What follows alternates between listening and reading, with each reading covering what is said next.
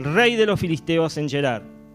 Y se le apareció Jehová y le dijo: no desciendas a Egipto, habita en la tierra que yo te diré.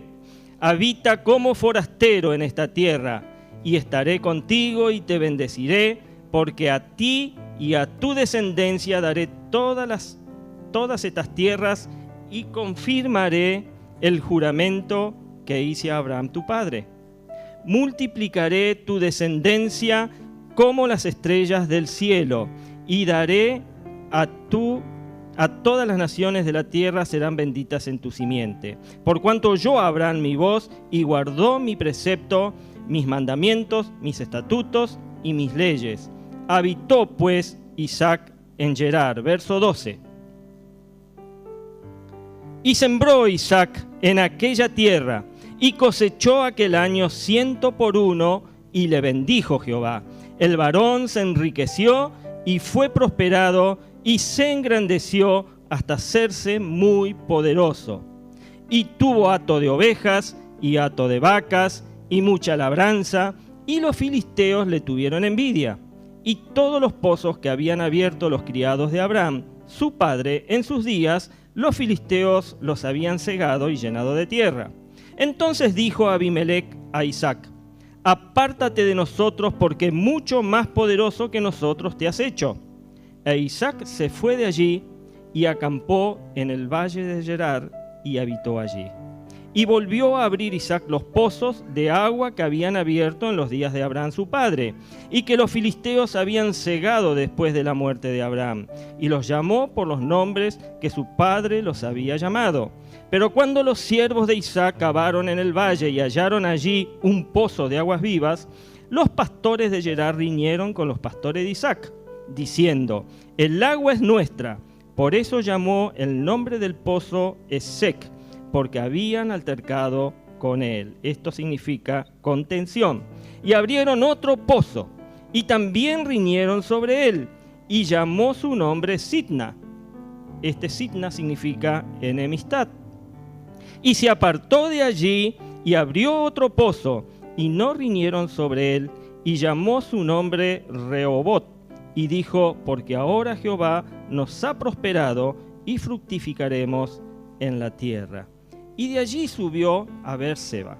Y se le apareció Jehová aquella noche y le dijo: yo soy el Dios de Abraham tu padre, no temas, porque yo estoy contigo y te bendeciré y multiplicaré tu descendencia por amor de Abraham mi siervo. Y edificó allí un altar y invocó el nombre de Jehová y plantó allí su tienda. Y abrieron allí los siervos de Isaac un pozo. Y Abimelec vino a él desde Gerar, y a Usat, amigo suyo, y Ficol, capitán de su ejército, y les dijo a Isaac: ¿por qué venís a mí? Pues que me habéis aborrecido y me echasteis de entre vosotros.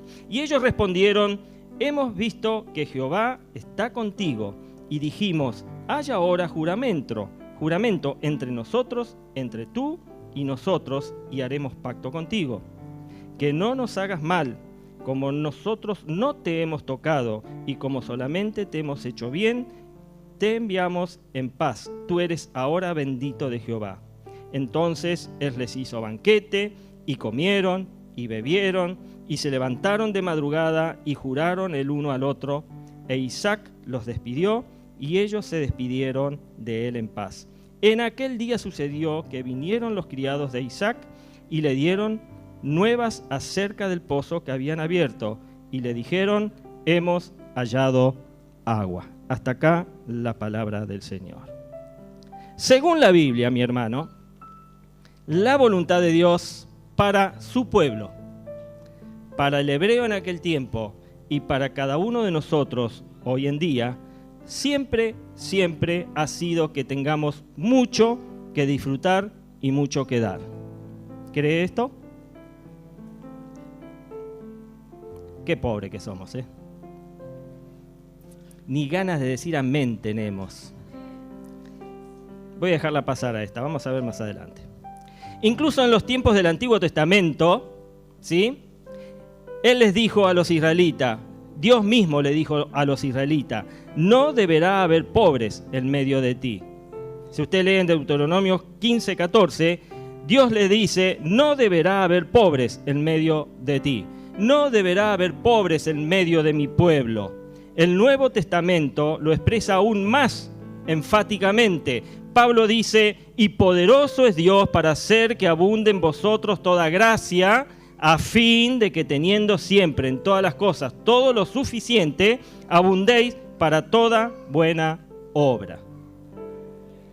Y es aquí entonces en donde aparece el cristiano preguntón. ¿Vio que siempre hay un cristiano preguntón?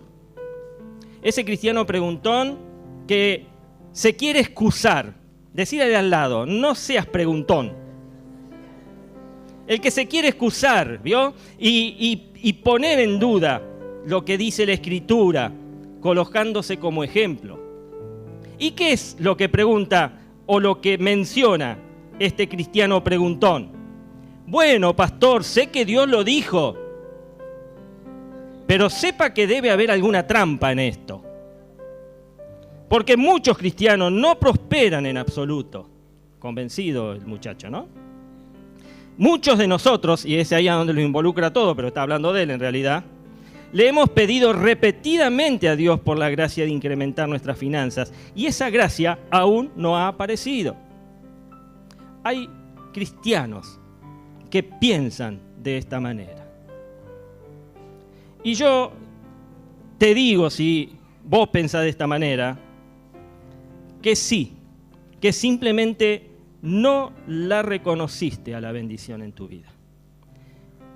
No te diste cuenta. Como siempre digo, estás distraído, mi hermano. Y en el cristianismo vos no te podés distraer, porque Dios obra, y si te distrajiste, perdiste. Esperabas que se manifestara en la forma quizás de un cheque, ¿sí? Que te llega por correo, o un ascenso en el trabajo. Pero no es así como se manifiesta por primera vez la gracia de Dios para nosotros. Esa gracia de Dios que nos va a hacer prosperar. Se nos manifiesta hoy como lo hizo inicialmente a los creyentes macedonios en el día o en los días del apóstol Pablo. Alguna vez lo tuvo que haber leído, ¿sí? La carta a los tesalonicenses habla de esto, que si alguien alguna vez necesitó de ayuda financiera, pues eran ellos, los macedonios. Era gente pobrísima, muy pobre, en donde Pablo había fundado una iglesia. Y no solo estaban luchando económicamente, no solamente tenían problemas económicos, sino que cuando Pablo fue a verlos, fue a visitarlos, estaban en la pobreza extrema. Yo no sé si usted conoce lo que es la pobreza extrema, pero si no la conoce, tenga en cuenta que Dios lo cubre, que Dios, a pesar de que a veces nos falte algo, siempre Dios va a estar atento para darlo. ¿Y qué hizo Dios? ¿Qué hizo Dios para cambiar esa situación? Saben, Dios les presentó una oportunidad. Le presentó la oportunidad de dar una ofrenda que se estaba levantando para la iglesia de Jerusalén. Ellos, los pobres, tenían que ofrendar para una iglesia que por supuesto era mucho más rica que ellos. Dios puso su gracia a trabajar en cada uno de ellos. ¿Cómo? Pues despertando en ellos el deseo de dar, dice Pablo en 2 Corintios. ¿Cómo escribió Pablo? Dice lo siguiente: estas iglesias están siendo probadas con muchas aflicciones y además son muy pobres, pero a la vez rebosan de abundante alegría, la cual se desbordó en gran generosidad. Dieron no solo lo que podían, sino aún mucho más, y lo hicieron por voluntad propia. Nos suplicaron una y otra vez tener el privilegio de participar en la ofrenda para los creyentes de Jerusalén. Esto lo dice 2 Corintios 8, 2 y 4. Ahora, mi hermano, séame sincero, póngase una mano en el corazón.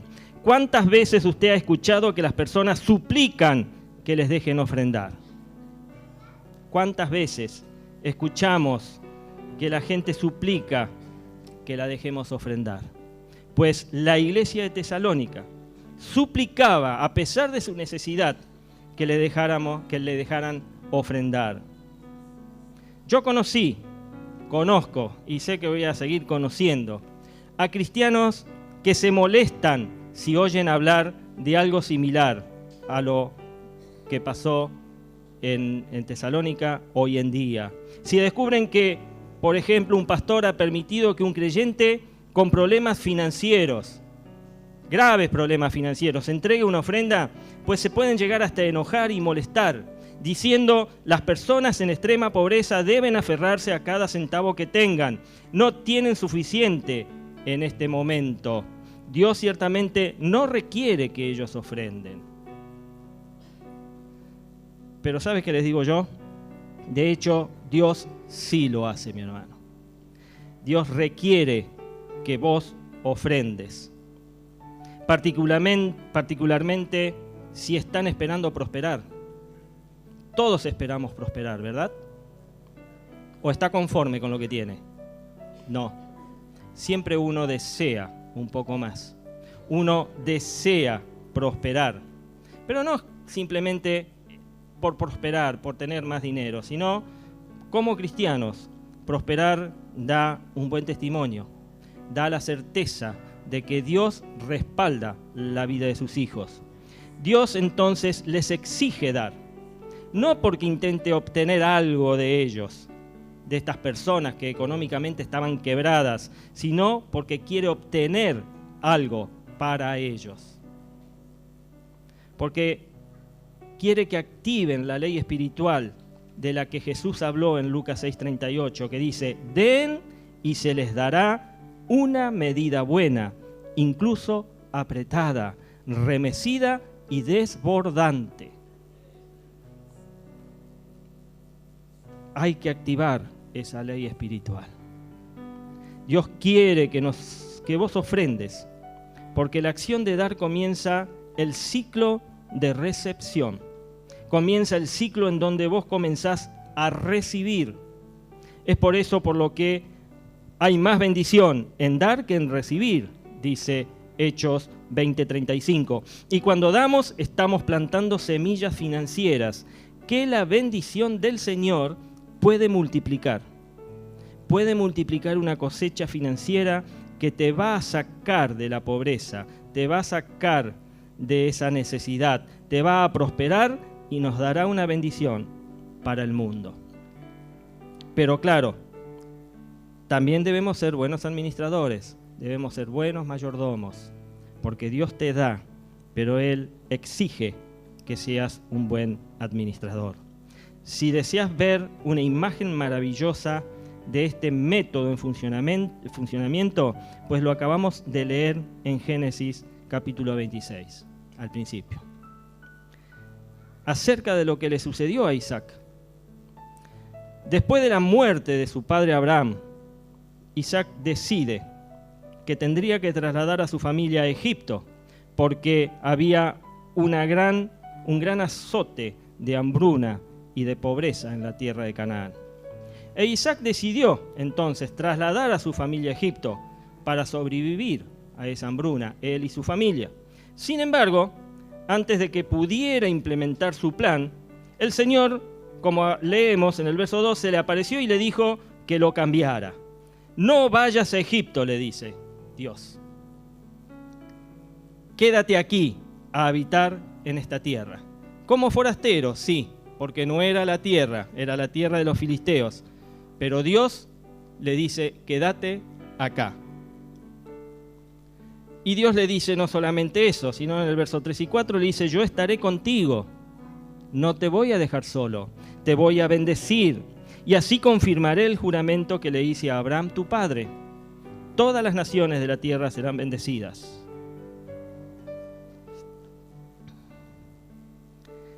Ese resultó ser un plan mucho mejor que el que tenía Isaac. Si Isaac se quedaba quieto, pues la bendición de Dios estaría sobre él. No solo podría prosperarlo a nivel individual, a nivel familiar, allí mismo en tierra extranjera, sino que podría acabar con la hambruna y bendecir a todos en la región, para llevar a cabo la voluntad de Jehová de que no debería haber pobres en medio de ti, como lo dice en Deuteronomio. Efectivamente, entonces, Isaac decidió seguir ese plan. Isaac sembró en esa tierra y recibió en el mismo año una cosecha del 100%. Recuerden que la hambruna era causa de una gran sequía que dañaba la tierra, dañaba los vegetales, dañaba todo lo que había sobre la tierra. Pero Isaac decidió seguir el plan de Dios y sembró. Decirle de al lado, sembró. En esa tierra extranjera sembró y recibió. ¿Recibió? Claro que sí, porque la Biblia dice que en el mismo año cosechó 100%. Y también comenzó a excavar los viejos pozos que su padre había cavado y encontró agua justo en medio de la sequía. Fíjense ustedes cómo Dios diseña el plan para que Isaac sea de bendición en tierra extranjera. Sin embargo, debido a que el agua era tan escasa y preciosa, en cuanto tenían un buen flujo establecido, venían los filisteos y se lo quitaban. Entonces, en lugar de luchar contra ellos, Isaac los dejaba quedarse con el pozo y simplemente se iba y excavaba otro. Y finalmente, siguiendo la dirección del Señor, él excavó más profundamente y encontró un río subterráneo. Esto nos dice, mi hermano, que no nos debemos conformar con lo que vemos en la superficie, que debemos de buscar más cada día del Señor. Debemos cavar cada vez más en su palabra, en su presencia, porque vamos a encontrar ríos subterráneos de aguas vivas que refrescarán nuestra vida. Y de acuerdo con los comentarios judíos de ese tiempo, en el transcurso del tiempo, con esa agua fluyendo, la tierra dice que comenzó a florecer nuevamente, con el agua de los pozos. Los árboles frutales florecieron, los cultivos crecieron y las cosas comenzaron a lucir mejor en todo el país. Especialmente estaba muy bien, Isaac estaba muy bien. Y siguió enriqueciendo, dice el texto que acabamos de leer, hasta que su propiedad se hizo más grande que la del rey. Y las cosas se ponen interesantes cuando la casa de uno es más grande que el palacio. Vos querés tener una casa grande, no en dimensiones, sino una casa grande en bendiciones, pues hacé lo que Dios te dice. Abimelec finalmente pensó que la hambruna había terminado. Claro, ya todo florecía, todo reverdecía, ¿sí? Y él pensó que, bueno, listo, terminó la hambruna. Entonces fue a Isaac y le dijo, te tenés que ir, porque tu casa es más grande que mi palacio.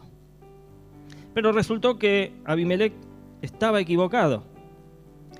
El mismo desorden espiritual que había antes de que Isaac se quedara en esa tierra, que había causado la hambruna, todavía estaba presente.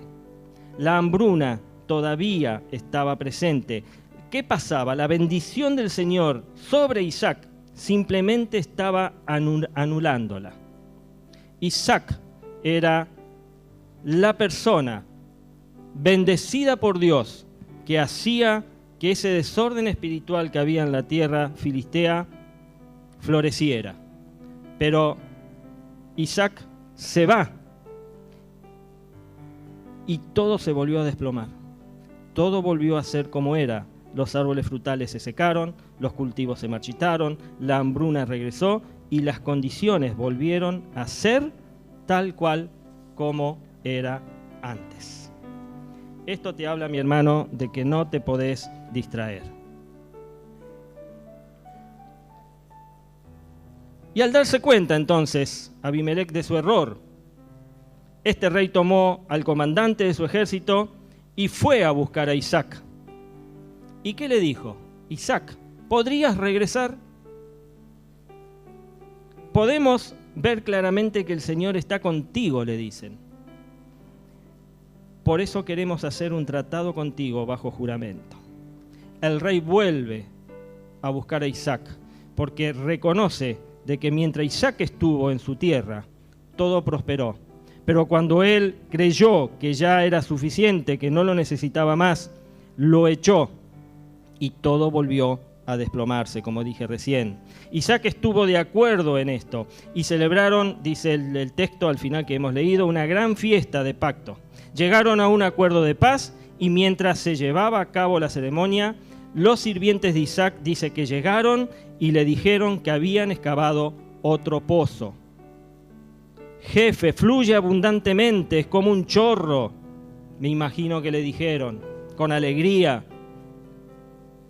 Y con eso Dios les confirmó a todos los que estaban allí presentes, incluido el rey, que Isaac era su conexión con la bendición. Vos, mi hermano, sos la conexión con la bendición. Cuando tu familia prospera, pues vos sos la conexión con la bendición. Vos sos la conexión con Dios. Dios les estaba anunciando a esa gente, este es mi hombre y lo he bendecido otra vez. Y Dios te va a bendecir otra vez. Y te va a bendecir otra vez. Aunque te echen, aunque te despidan de tu trabajo, Dios te va a bendecir otra vez. Amén. Y sabe, acá aparece nuevamente el preguntón. Pero pastor, ese es Isaac. No podés decir que lo que Dios hizo por él lo hará por nosotros, entiéndase por mí. Porque recuerde que el preguntón incluye a todos, pero está hablando de él, ¿sí? No podés decir que lo que Dios hizo por él lo hará por nosotros como creyentes. Y yo te digo que sí. Eso es exactamente lo que estoy diciendo, mi hermano. Te estoy diciendo que lo que hizo Dios por Isaac, lo va a hacer por vos. El Nuevo Testamento dice en Gálatas 3:29 que debido a que nosotros estamos en Cristo, somos linaje de Abraham y según la promesa, herederos. Dice que Cristo nos redimió de la maldición y que a través de él la bendición de Abraham ha venido sobre nosotros. La bendición de Abraham es extremadamente poderosa, mi hermano. Comenzó como la bendición de Adán, cuando Dios creó a Adán. Es el poder creativo, es el dominio que Dios le otorgó al hombre cuando le dijo: reprodúzcanse, multiplíquense y llenen la tierra, domínenla. Pero Adán pecó, como todos sabemos, ¿sí? Y expulsó esa bendición. La sacó de escena, pero Dios la restituyó entregándosela a Noé y entregándosela a Noé y a sus hijos. Y a partir de ahí llegó directamente a Abraham, llegó directamente a Isaac, a Jacob, a José y finalmente llegó a Jesús. Todo lo que hizo Jesús en su ministerio terrenal lo hizo como profeta bajo el pacto de Abraham. Él nunca se salió de los confines, de los límites de ese pacto. Y a pesar de que Él fue Dios manifestado en la carne, no actuó su divinidad, sino que ministró como el Hijo del Hombre, operando en el poder de la bendición.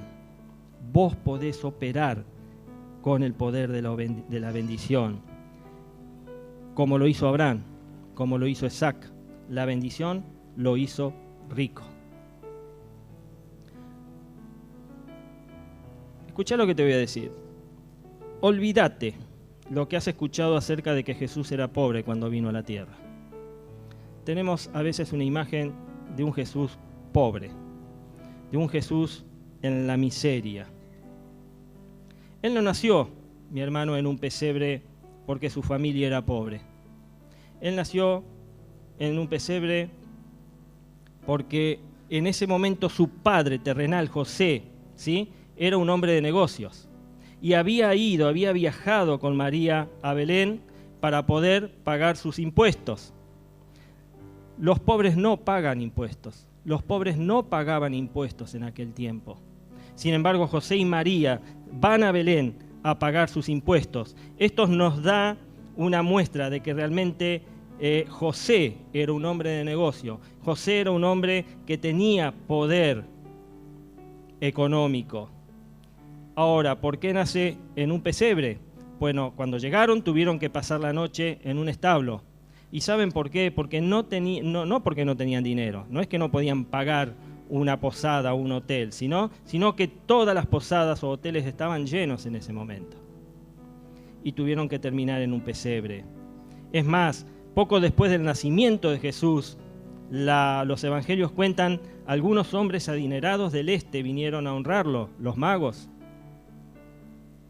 Los magos no eran gente pobre, eran gente rica, adinerada. Y habiendo oído que él era el rey de los judíos, le trajeron regalos, ¿sí?, para que valían una fortuna esos regalos, porque los regalos no eran chucherías. Dice la Biblia que era oro, incienso y mirra, cosas muy valiosas en ese entonces. Incluso cuando era un niño, Jesús fue bendecido financieramente. Así que des en cuenta que Jesús no fue pobre. Jesús no se volvió pobre hasta que fue a la cruz. Allí fue en donde Él se despojó de todo. Allí es en donde tomó Él mismo la maldición de la pobreza sobre sí mismo. Y en el Calvario se hizo pobre voluntariamente por nuestro bien, por el tuyo, por el mío, para que pudiéramos entonces ser liberados de esa maldición de pobreza y convertirnos en coherederos con Él de la bendición. Vos sos coheredero con Jesús de esa bendición, de esa riqueza que tiene Él para darte. 2 Corintios 8:9 nos dice, pues ustedes ya conocen la gracia de nuestro Señor Jesucristo, que por amor a ustedes, siendo rico, se hizo pobre para que con su pobreza ustedes fueran enriquecidos, dice Pablo. Solamente pensá en esto. Cuando Pablo escribió este versículo, tenía a los macedonios en mente, a esa gente que les comenté hace un rato, que estaban en la absoluta pobreza.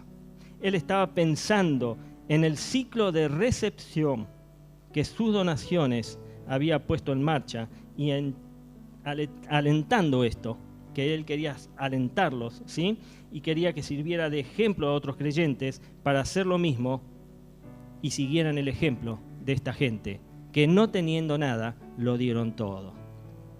Y Dios los bendijo.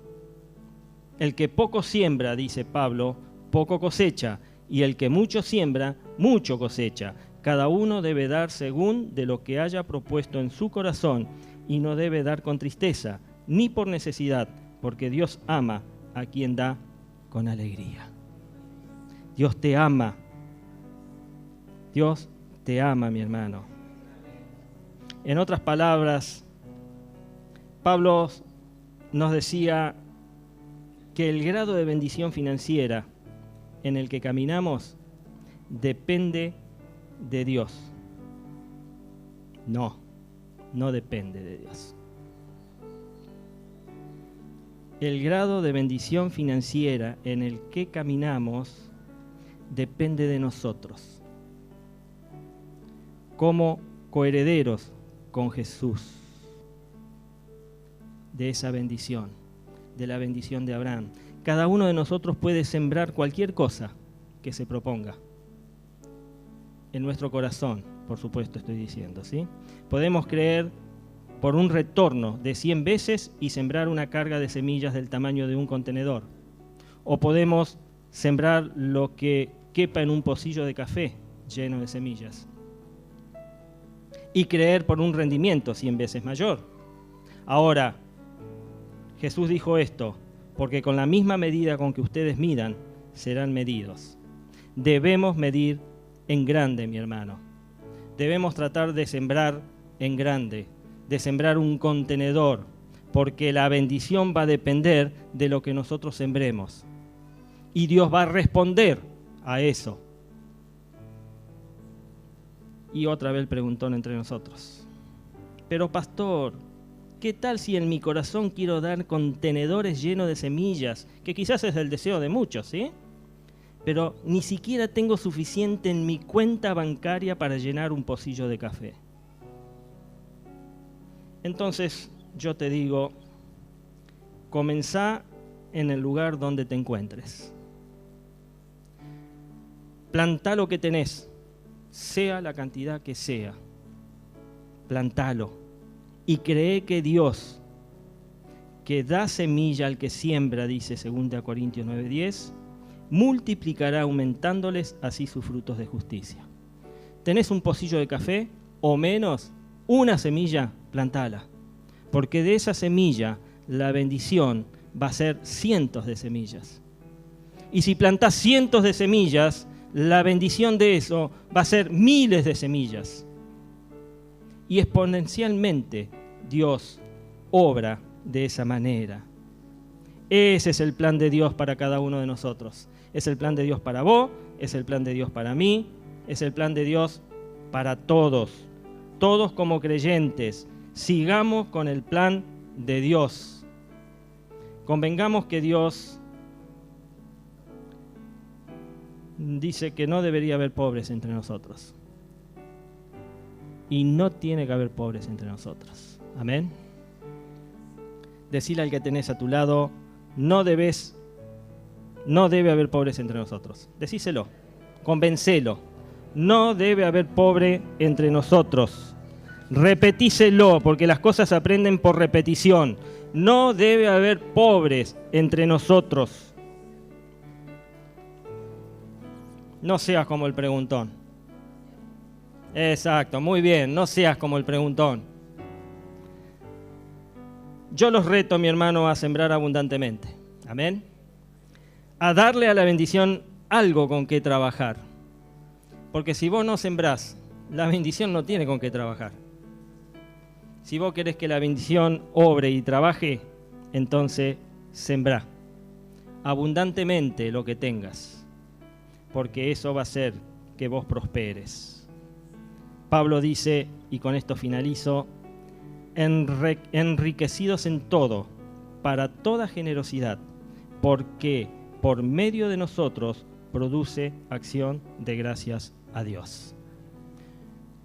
Uno debe constantemente estar dando gracias a Dios, porque Él nos enriquece en todo. A veces uno cuando habla de riqueza piensa en tesoros, en dinero, en joyas, cuenta de banco. Pero no solamente es eso en lo que Dios te enriquece. Dios te quiere enriquecer en todo. En tu familia, con tus hijos, con tus amigos, en tu trabajo. Que en tu mesa, si hoy hay un pan de segunda, mañana haya un pan de primera. Ese es el deseo de nuestro Dios. Que no haya pobres entre nosotros. Amén. Ponete de pie.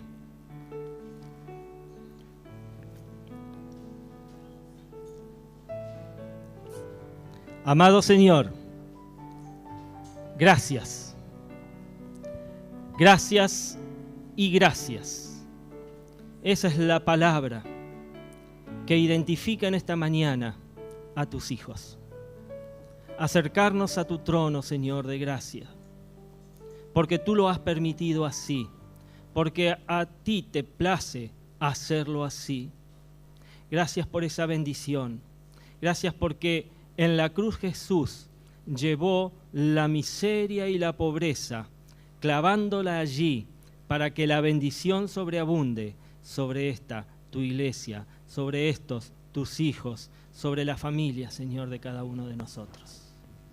Padre, no vamos a poder nunca pagar, ni devolver, ni a veces tampoco imaginar todo lo que tú haces y vas a hacer por cada uno de nosotros. Gracias, Señor, porque tú sostienes nuestras familias, sostienes nuestra vida, llenas todos los días de alguna manera nuestra mesa. Señor, provees el pan y el trabajo de todos los días, porque tú quieres bendecir a tu pueblo. Como dice el libro de Deuteronomio, tú no quieres pobres en medio de ti, porque tú tienes toda la riqueza para generosamente, Señor, darla a tus hijos. Padre, que podamos entender este misterio, que cuando más sembramos, más recibimos, que cuando más damos, más recibimos, que cuando más te agradecemos a ti a través de las ofrendas, de los diezmos, tú, Señor, multiplicas. Tú, Señor, multiplicas. Tú no sumas, ni restas, ni divides. Tú, Señor, multiplicas. Y te doy gracias, Padre. Gracias por ese amor que tienes por cada uno de nosotros. Bendice, Señor, a este pueblo. Derrama sobre cada uno de nosotros toda la riqueza que cada uno de nosotros deseemos que tú nos des, Señor.